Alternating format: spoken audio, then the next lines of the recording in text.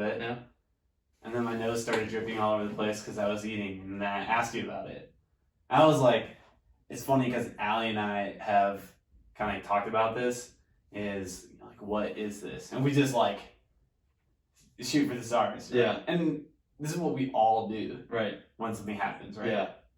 You feel one thing that's out of whack with your body. And it's like, you find your favorite search engine. WebMD. You go to the keywords. Yeah.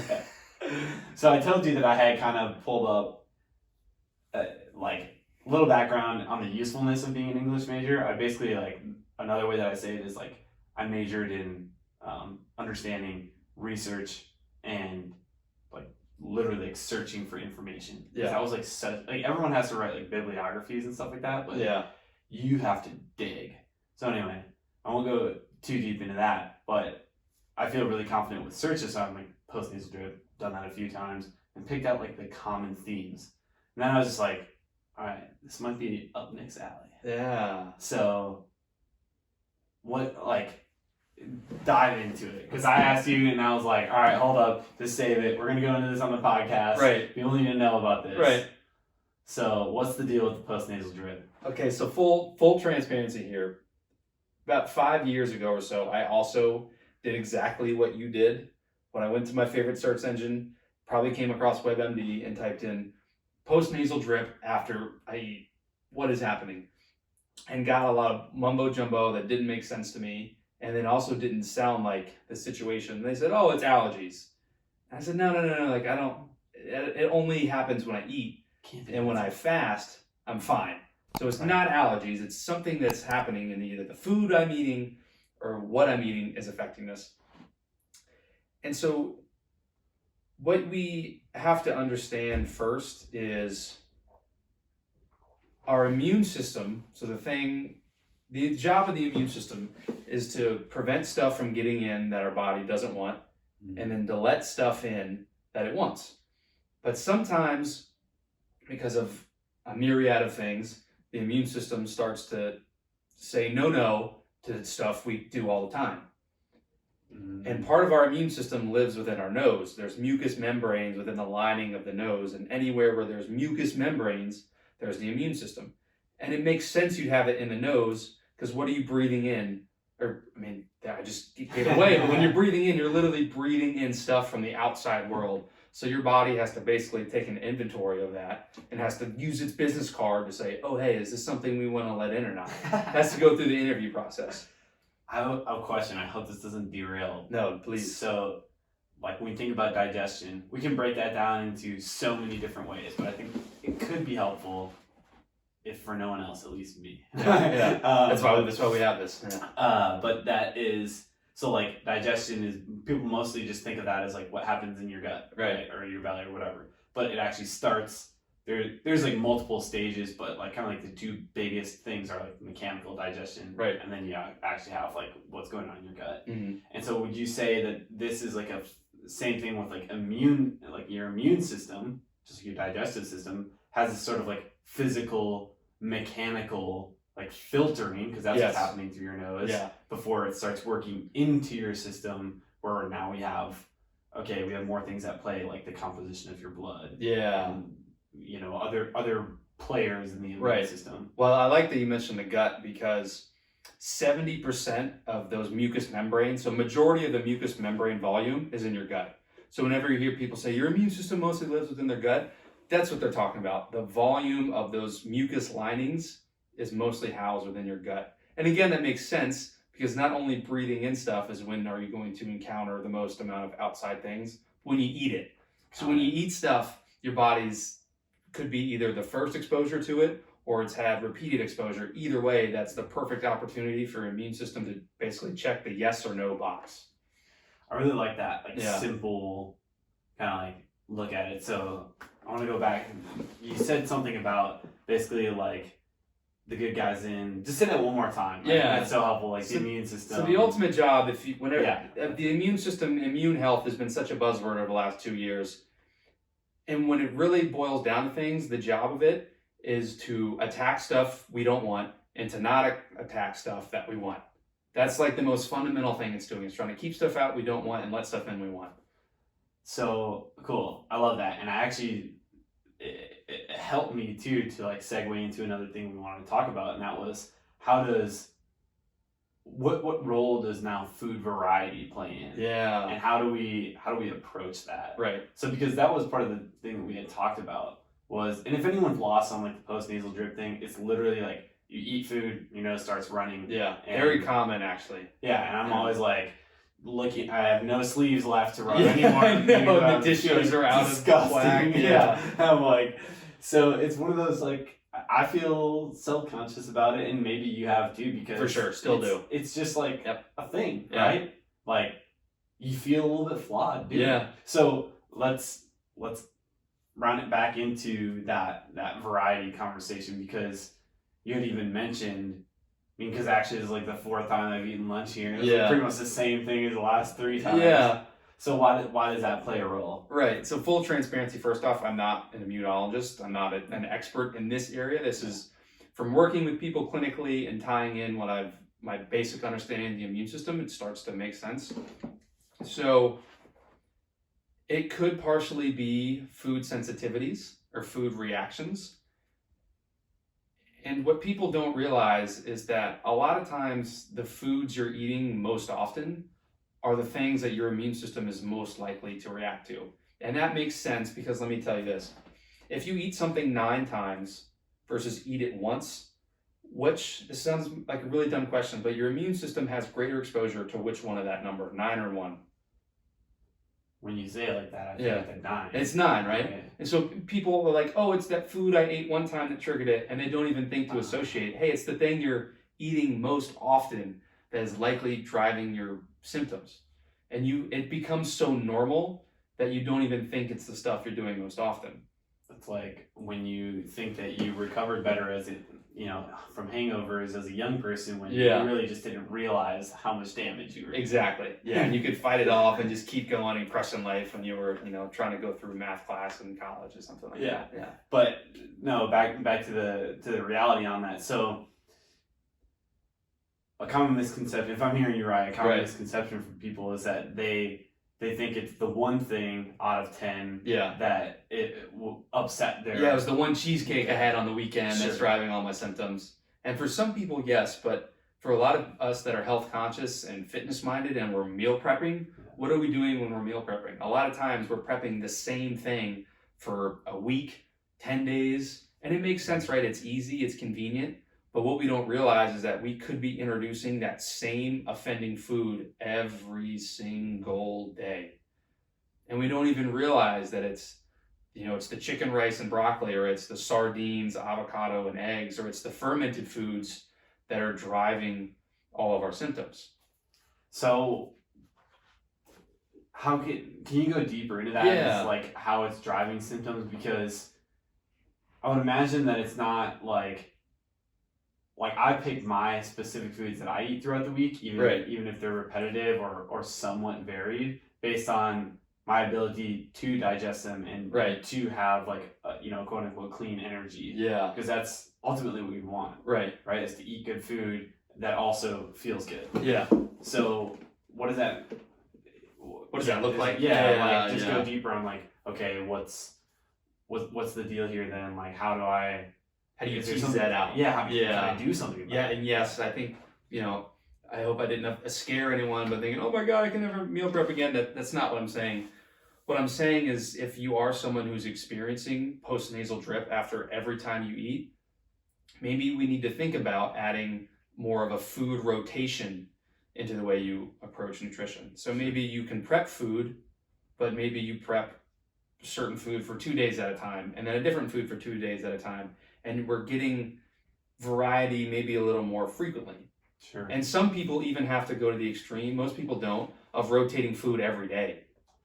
So that's what I was going to ask you on, is because I'm really big on this, right? And again, understanding scope between 2 different styles of patients or clients, or how you and I operate, right? Who we're working with. And so for me, the way variety is more of a consistency thing. Yeah. Right? And definitely sometimes a gut thing, where it's like, okay, how do we make sure to get enough variety so that your gut is working. It's not like Right. dormant, Yeah. right? I have another analogy that I'm gonna bounce off you later. Hopefully I'll remember it. But If I rebound it. yeah. So introducing variety is more about just like, for me, I'll say, okay, here we're gonna prep 2 proteins, 2 carbs, 2 veggies, 2 Okay. fats, and you're gonna mix and match. Yeah. Instead I of like that. you're gonna have, the chicken, rice, and broccoli for lunch Monday through Friday, Yeah. and then next week it's chicken, whatever. Right. But that way we're at least intermingling the ingredients. Yeah. And then the other thing that I'll say too, and I would say, this is where it gets tricky, right? Right. And where understanding the difference between maybe someone that you work with and I work with, Right. saying that, hey, for me, an advanced level client, I'll say, cool, you did white rice this week.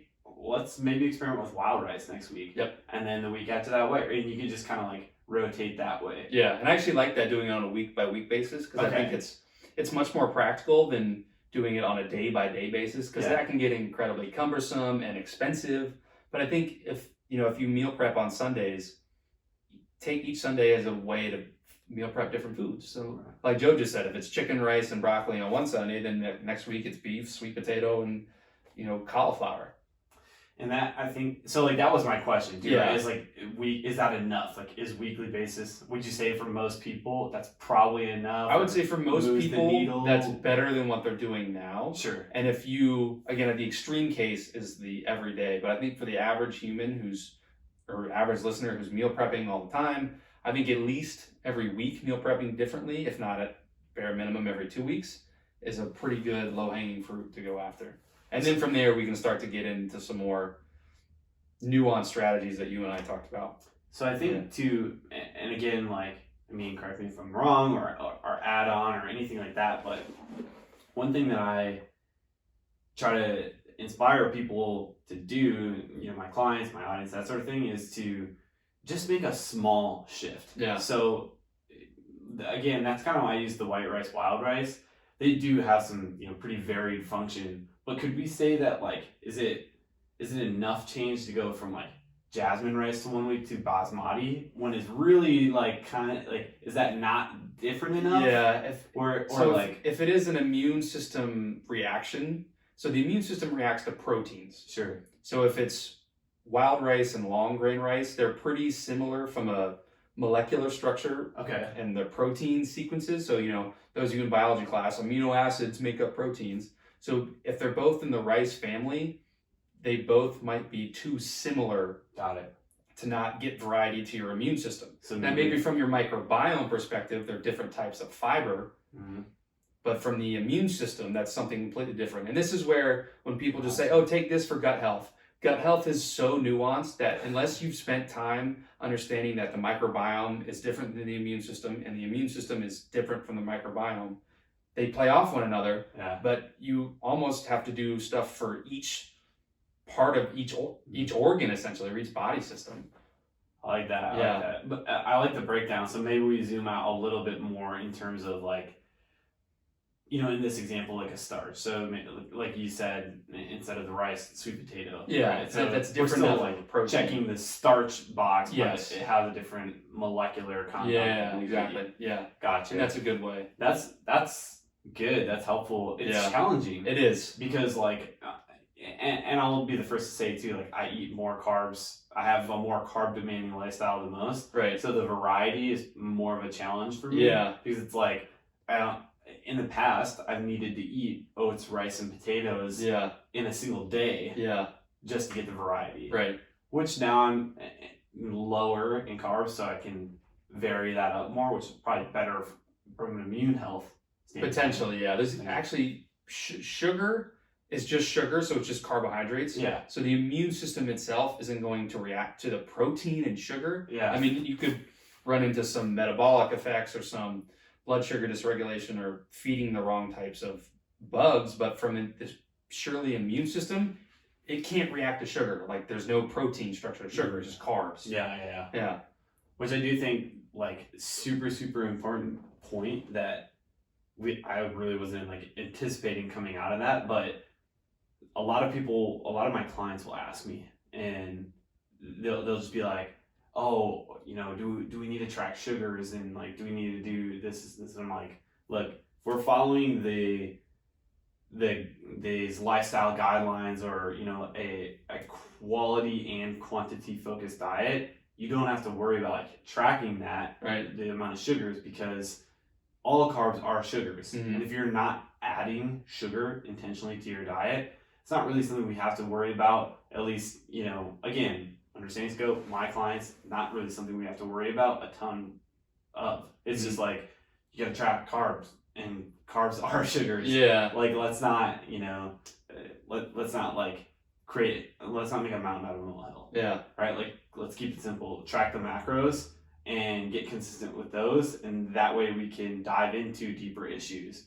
Maybe it is something that is irritating. Maybe it's the type of carb. Yeah. It's like, then I can troubleshoot a little bit more on that side. Yeah. So anyway, that was just a point I wanted to make, was like, yes, like, carbohydrates are like literally sugar molecules. Yeah. Right? It's up to you as you're tracking to, hey, look at the nutrition labels, or understand the type of food that you're taking in. Right. And basically, if it doesn't have a nutrition label, that's probably the best. Yeah, it's probably a good idea, right? If there's nothing to read. Yeah. It's Yeah. like, okay, you're doing it fairly right. Right. Yeah. I kind of want to put a bow on that. For some people, it could also be, so some of you may be familiar with this molecule called histamine, and that's associated with typically allergic reactions, and you get hives, your throat closes up, and you get weird itchy skin, and people take antihistamines if they have a runny nose to try and help, and they just associate that with allergies. Right. Well, some foods are actually higher in dietary histidine, which is, again, an amino acid. We're getting real nuanced, but I promise we'll come back out to the top. And some of these foods are the healthier foods. And these could be things like avocados and cured and canned meats like bacon and sardines and sausages for you paleo lovers out there. And sometimes you could just be eating too much dietary histamine relating foods, and then you get a runny nose because you have too much histamine. And a really good way to test that is, I'm not always the biggest fan of taking Benadryl or Zyrtec or anything like that, but you could take that with a meal, and if you normally get a runny nose and taking that makes it go away, it's like, okay, it was a histamine issue. Yeah. So now we have to troubleshoot, are we eating too much histamine? Have we let food sit out for too long and they've accumulated histamine? Because as you let food sit, weird chemical reactions take place and more histamine is created. So then we can start to pinpoint and double click on, okay, it is histamine. Let's work on strategies to figure out how your body can tolerate it better. Cool. So That was a lot. No, it was great, and I'm gonna throw something out there and see. I'm curious what you think on this, because it's important to understand. I mean, last episode, our first episode, we were talking about experimenting on yourself and Right. using yourself as a case study. This is a perfect situation where you might do that. Yeah. And there's a better way to do this. What I wouldn't suggest is, like, we're recording this, it's Monday, right? If I did the same thing for dinner and had foods that I usually would eat for dinner, and like testing out that like whole histamine thing, Yeah. that might not be the best time to do it, because I ate different yesterday, Right. on Sunday. Yeah. But on Thursday, when I've eaten more or less the same lunch and dinners, right? Then on that Thursday, it might be a really good opportunity, because now it's like I have a full week of a 4 days of eating the same types of food, getting the same symptoms, as in getting post-nasal drip each time. And now, after, let's just call it 7 of these experimental meals, on the 8th one, that dinner on Thursday, then I'm like, all right, take it like before, I would guess. I would say during or even after. Okay, so take it during, right? And like now, like, would that make sense? Like, get yourself into this kind of like regulated space versus, because when you experiment things, you have to have a control. You do, and so like the 7 meals are the control. And it's hard to make a control out of human life. Exactly. You do the best with what you have. Yeah. And I'd say that's a decent strategy. And also, I know I said Zyrtec and Benadryl. Great natural antihistamines would be things like quercetin, stinging nettle, N-acetylcysteine, and you can find any one of those 3 compounds is likely going to be in any natural antihistamine you find at your local health food store.